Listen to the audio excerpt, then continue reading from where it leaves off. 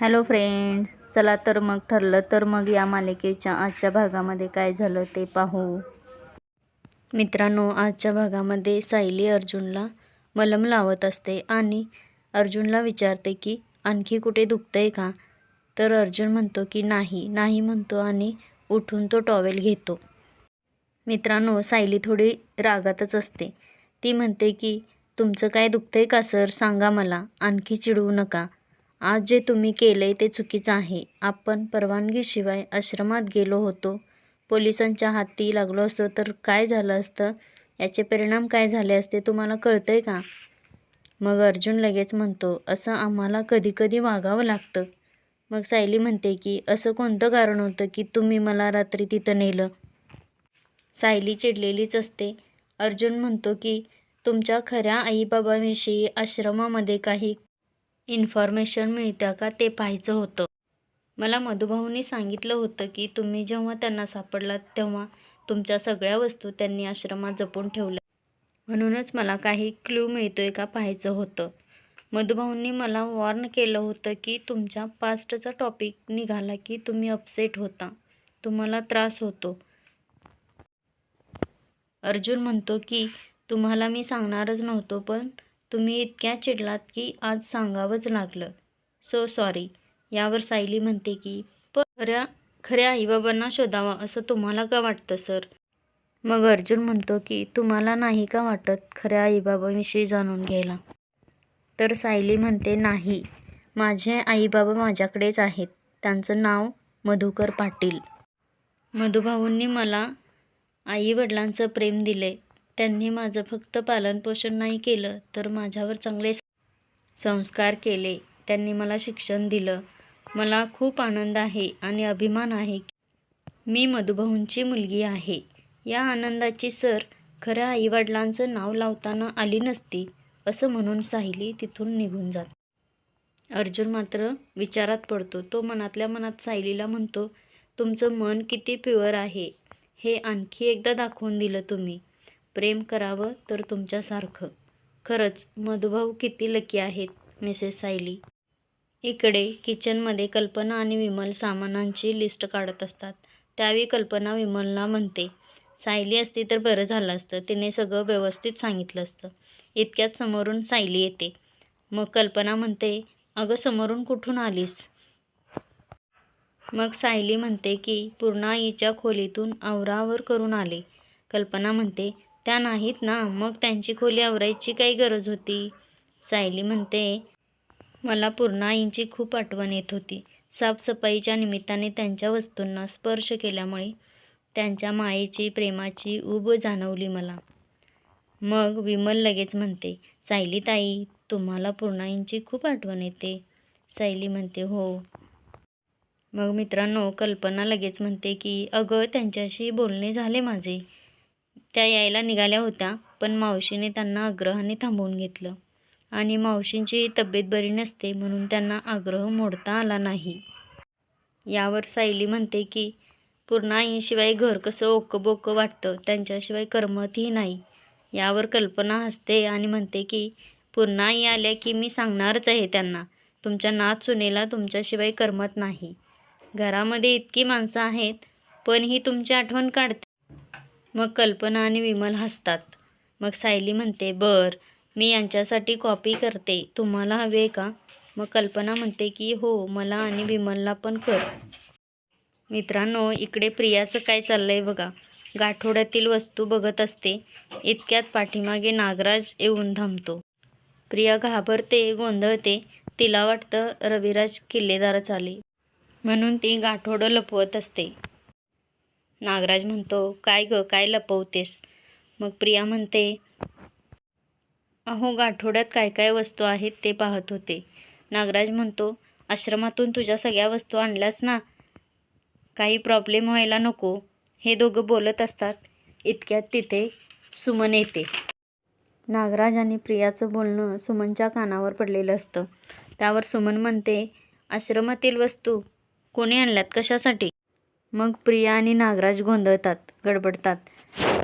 प्रिया सुमनला म्हणते, अगं सुमन काकी, माझे जुने कपडे एका गाठोड्यात बांधून ठेवले आहेत.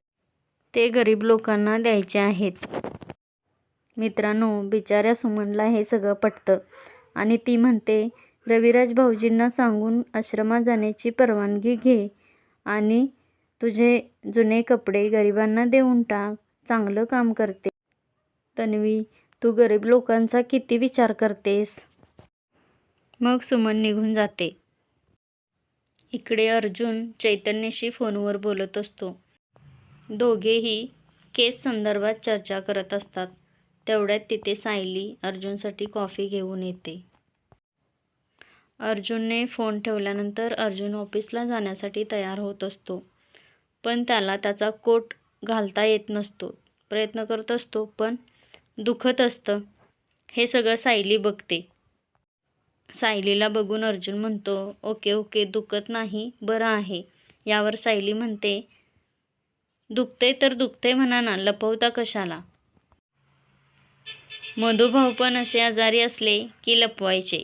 मग जास्त आजारी पडले की मग आम्ही दवाखान्यात न्यायचो. मग अर्जुन हसतो. सायली अर्जुनला कोट घालण्यासाठी मदत करते. अर्जुनला त्रास होतोय हे पाहून सायली म्हणते, आज सुट्टी घेऊन विश्रांती घ्या. यावर अर्जुन म्हणतो, नाही, आज जाणं खूप गरजेचं आहे. अर्जुनचा कोट घालून झाल्यानंतर अर्जुन सायलीला थँक्यू म्हणतो. अर्जुन सायलीला म्हणतो, थँक्यू अगेन, एवढं लेक्चर ऐकवलं यासाठी. मग दोघेही हसतात आणि अर्जुन सायलीला टेक केअर, काळजी घ्या असं म्हणतो आणि ऑफिसला जातो. मित्रांनो, इकडे रविराज किल्लेदारच्या घरी साक्षी आणि अण्णा आलेले असतात आणि ते चर्चा करत असतात. तिथे नागराजही असतो. तेवढ्यात तिथे प्रिया खाली येते. साक्षीला आणि अण्णांना पाहून प्रिया मनातल्या मनात म्हणते, हे दोघं इथं का आलेत. मला न सांगता नवीन प्लॅन शिजतोय का, असं तिला वाटतं. तेवढ्यात रविराज म्हणतो, तन्वी, बरं झालं आलीस. सुमन मंदिरात गेले, त्यामुळे तू जरा जा आणि कॉफी ठेव. प्रिया नागराजकडे बघते. एवढ्यात अण्णा म्हणतात की चहा आणि कॉफी कशाला, आधीच जीवाला घोर लागलाय, पोरीवर बालंट आलंय. मग साक्षी जसं अण्णांनी सांगितलं होतं तसंच्या तसं सगळं रविराजला सांगते. त्या दिवशी पार्टीतून ती 1.5 तास कुठे गेली आणि काय झालं हे ती सांगते. ती म्हणते की सर, मला कुठं गेलो होतो ते आठवतंय. यावर रविराज म्हणतो की तिथे मला घेऊन जाशील का. मग साक्षी म्हणते, हो. अण्णा म्हणतात, पार्टीतून ती दारू पिऊन आली होती, त्यामुळे तिला थोडा त्रास झाला. पण आता तिला आठवते सगळं. मग रविराज म्हणतो, ठीक आहे, आपण त्या ठिकाणी जाऊन येऊ. मित्रांनो, इकडे सुभेदारांच्या घरी विमल किचनमध्ये भाजी करत असते. इतक्यात तिला फोन येतो. ती फोन घेते पण फोनमधून आवाज येत नसल्यामुळे ती बाहेर जाते. तेवढ्यातच लगेच सायली किचनमध्ये येते. ती गॅसवर असणारी भाजी बघते आणि थोडी टेस्ट करून पाहते तर त्यात मीठ नाही, म्हणून ती भाजीमध्ये मीठ घालते. नंतर सायली कल्पनाजवळ येऊन भाजी निवडत बसते. मित्रांनो, इथं मात्र आता गंमत झालेली आहे. इकडे विमल येते आणि तिला आठवतं की भाजीमध्ये मीठ घातलंच नाही. म्हणून ती परत किचनमध्ये जाते आणि भाजीमध्ये मीठ घालते. आता आज मात्र भाजी खूप खारट होणार आहे मित्रांनो. बघूयात आता काय गंमत होती ते. अर्जुन तयार होऊन ऑफिससाठी चाललेला आहे आणि तो सायलीला म्हणतो की बायको, जातो. तेवढ्यात कल्पना म्हणते की काय रे, थांब जरा, सारखी घाई गडबड तुझी, डबा घेऊन जा. कल्पना सायलीला डबा भरून द्यायला सांगते. आणि आता मात्र सायली अर्जुनला डबा भरून देते आणि अर्जुन डबा घेऊन ऑफिसला जाणार असतो. उद्याच्या भागामध्ये अर्जुन रूममध्ये बसलेला असतो आणि तिथं सायली येते. सगळीकडे पसारा पाहून सायली ओरडत असते आणि बडबडत असते. याचा त्रास अर्जुनला होत असतो. तो सायलीला ओरडतो, म्हणतो, किती बोलता सारखं बड. तुम्ही बोलू नका माझ्याशी, असं तो सायलीला म्हणतो. मग मित्रांनो, उद्याच्या भागामध्ये बघू काय गंमत होते ती. अशाच मालिकांचे एपिसोड पाहण्यासाठी चॅनेलला सबस्क्राईब करा.